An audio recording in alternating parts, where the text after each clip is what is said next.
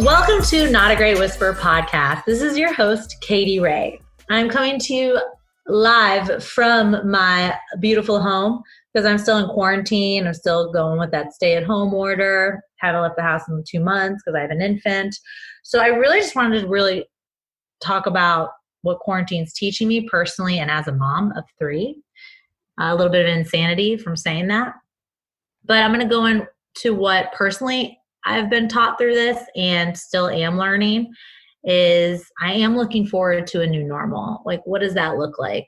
I don't want to go back to what was going on because there are little things that I want to stop or want to continue to do is I want to slow down a little bit. A messy house is definitely livable because I've been a messy house for like months straight. Being with yourself is really hard, especially being the only adult during the day with 3 kids. It's hard to be with yourself and understand kind of what you're thinking, what your feelings are, what's going on. Kids get stir crazy too, just as I do. I really need to give them credit to go through this and really not know what's going on.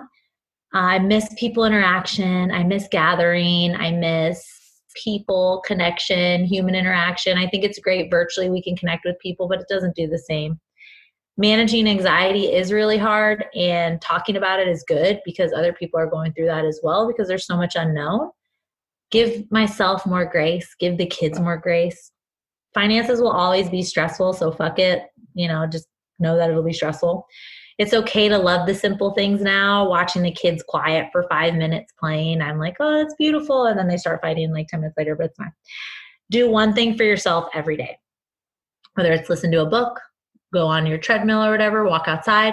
One thing, even if it's short, just do one thing for yourself. You will not finish writing a fucking book. A celebrity said, write a book that you've been wanting to finish. Fuck you. That's not even possible. The way your thoughts are right now, no fucking way. And I've always wanted to write a book. Yeah. Am I going to do it during quarantine? No. Is she kidding me? Yes. I just gave you an example. Say fuck a lot, but away from others.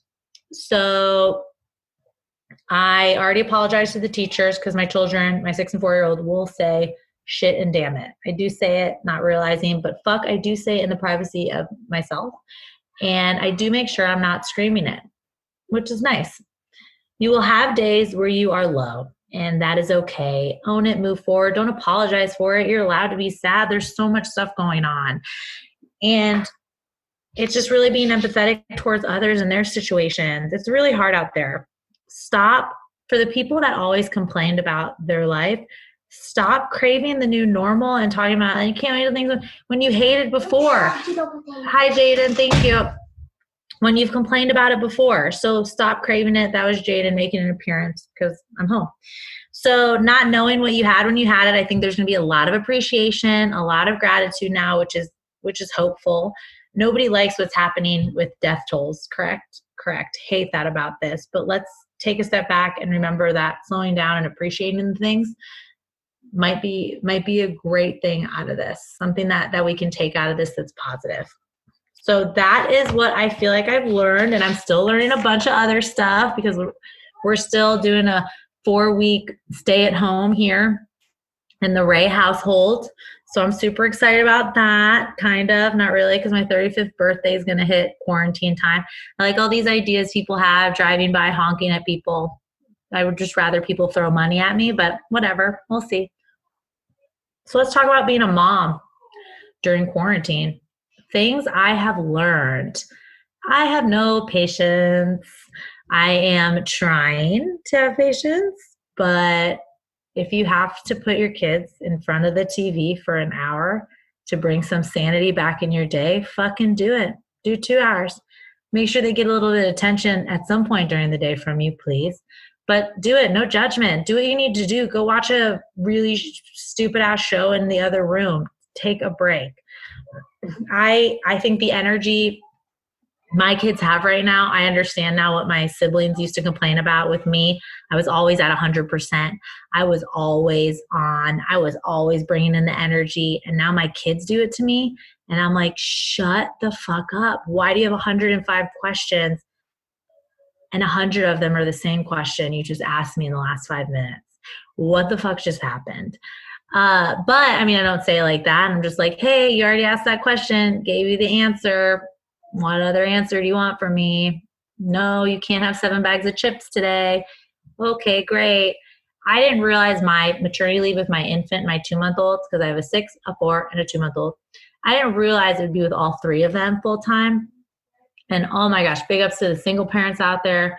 Big ups, I like to say big ups, to the full-time working parent with teaching to take over for teachers and with everything else going on, making sure you clean everything all at once. It's physically impossible, all this stuff. But I am glad out of this that people are now acknowledging how amazing teachers are. I think we should have already been acknowledging that. But they're like, oh shit, I need to get my kids back to school. Like, I can't spend this much time with them. Imagine your teacher times 30, your kid times 30. Fuck that. Teachers have always been amazing in my eyes. I love every fucking teacher. Always have, always will. Was a teacher's pet. I did get in trouble a little bit, but I was definitely a teacher's pet. And most of my friends who are teachers, love them. Amazing. So the fact that you just realized that, bullshit. Did we just realize healthcare workers put themselves at risk every day? Okay, great. I'm glad we're realizing stuff. Does it make you kind of nervous that our society is not that bright? Yeah, me too. So let's all come together after this. Everybody who does drink, grab a drink. Everyone who doesn't, grab some water. And we need to cheers to everybody who got through this. But I think people are like, oh, it's just going to stop. Like, there's going to be no virus. And to be honest, imagine being a kid at this time. My 6-year-old is like, can't wait till the virus is gone so I can hug my family. What, does he even understand what he's saying? No. Can we give them a little bit of grace and let them have their tantrums when they need to? I mean, don't let them talk back to you and be dickheads like sometimes my 6-year-old is. But I think we need to try to give them a chance to share what they think they know about it. My son thought Corona was a beer his dad drank. He don't know what the hell we're talking about. So as a mom, I have a friend who has 4 kids under 5. Makes me go insane thinking about it. But I also am like, I mean, I got 3 running around, and there are times where they are acting amazing, and I have to sit there in silence just watching the amazingness. And I just think that being a parent or a mom or just a person by themselves at home, like, all of it is hard. Everybody has a hard situation right now. We're in quarantine. Our businesses aren't doing as well as they should be. Some people are putting their lives at risk.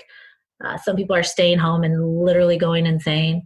So what I think we need to focus on is getting back to where children feel safe, where children have more atmosphere of happy people, because to be honest, everybody's slowing down. It might bring on a lot of gratitude for others. And with children being kind of stuck at home and maybe not getting as much outside time, they're going to have a weird connecting because everything's virtual right now. And that's always been my thing. Like, social media brings me enough anxiety. I can't even imagine like high schoolers right now. I can scroll and read like 3 articles and then freak out. So I can't imagine the social media for high schoolers. And that worries me with how we've turned all virtual. So as a mom, I'm sitting here like, do I teach them more about the computer or do I just let them play outside? So I'm going to choose play outside because I got young kids. But I want to give people ideas. So I ordered this cool sand thing from Amazon. They had a day where we filled colorful sand into the little tubes they gave you. I am not a creative fucking mom. We do chalk days. I see everyone doing their Pinterest, like every brick is a different color. That will never fucking happen for me. Excuse me. Because I'm not patient enough to color one block at a time. I'd rather do outlines of my kids where it looks like a murder scene. That's more my style, but just move things towards your style. As a mom who usually looks to her creative friends to give me ideas, I do pick a couple educational TV shows to make myself not feel as shitty when they're watching TV at least twice a day. But at the same time, let them watch Gator Boys where people are wrestling alligators. Is an alligator going to come in my backyard? maybe, and my son will know how to wrestle it. That's so bonus. Other ways to really just stay focused is remember, I can't stress this enough. Do one thing for yourself. It might be shower. I have an infant. So all you parents out there who remember the infant times where you're literally getting maybe 3 hours at a time at night of sleep. So I'm already delirious. We're staying home. We're quarantined. And I basically smell like breast milk and baby spit up. So if I take a shower, that's a productive as fuck day. You're welcome. And I've been blessed enough to have my mom here who quarantined with us from the beginning because I had a baby at the time before we had a stay-at-home order. And she has been very helpful with the older kids. And it's been a blessing that she can come over and help for a little bit and just kind of let me do some adulting, which is probably have a drink or literally sit in my room and stare.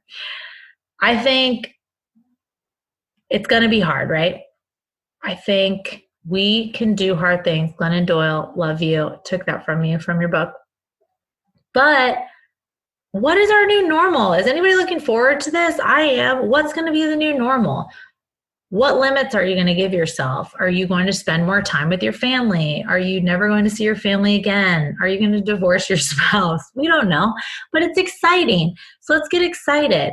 I think that I think we should progress into it, meaning please don't everybody go to the same place all at once so that everybody gets coronavirus and everybody's in the hospital. Let's not do that. But slowly be going out, still social distance when you can, still be smart about it, and let your kids get out more. But there's still so much unknown. So don't feel that you're wrong for staying home a little bit longer like I am. I'm going to stay home a little bit longer. I'm not sure what's really going to go on out there, but it's hard not seeing my family as much as I usually do. And my husband's at work all day. So my spouse, he's at work all day. So when he comes home, I'm like psychotic of strip, shower, do all this because you don't know what you're bringing home. And it's scary. It's scary. My anxiety, everything. I take CBD isolate for my anxiety. Other people are prescribed something, but for me, it's still, my anxiety is still there. I just balance out a little bit, and don't be ashamed of that. This is really, really hard times. Do one thing for yourself a day. It doesn't have to be like something for an hour or 2 hours. Just do one thing. The days I'm able to work out, I notice I feel better. I notice my thoughts are a lot calmer, and I notice myself not scrolling. Scrolling is a fucking nightmare. The days I can do one thing for myself. So, hey, people out there who are home alone, I get it. Like, you're going a little insane. There is zero motivation to do anything. Try to do that one fucking thing. I hope this chat about real life shit and kids running around being fucking insane helps you realize that you're not in this alone. None of us are in this alone. I think we should ask questions. We should talk about things that are making us uncomfortable. We should say, hey, next time you go somewhere, is this spot, if you want to know if something's clean, if you want to know their process of how they keep everything sanitized, okay, that's great. But we can't live in fear anymore. We can't. You can't sit here in fear. Like, life has to move on. We just need to take precautions. So keep doing what you're doing. Do what makes you feel good and a little bit more sane. And I am here to tell you, your days are going up and down during this shit. There is no way you can just be level-headed the whole time. No fucking way. And that's okay. And we're all in this together. So again, you are listening to Katy Rey at Not a Great Whisperer podcast. Subscribe, rate, and review on all major platforms at The Real Krey, Karey, at Not a Great Whisperer podcast, at Not a Great Whisperer on IG. You're going to listen to Morty's music after this. We're still coming to you from Beacon Creative. They're hooking me up with all this. And just, we can do this. We can do this. Enjoy your quarantine as much as you can. Hopefully you are healthy. But, things are going to change. It's going to be for the better. I'm so glad you listened today. I hope you enjoyed my rant. And now I'm going to go deal with my little crazy kids right now. Thanks again.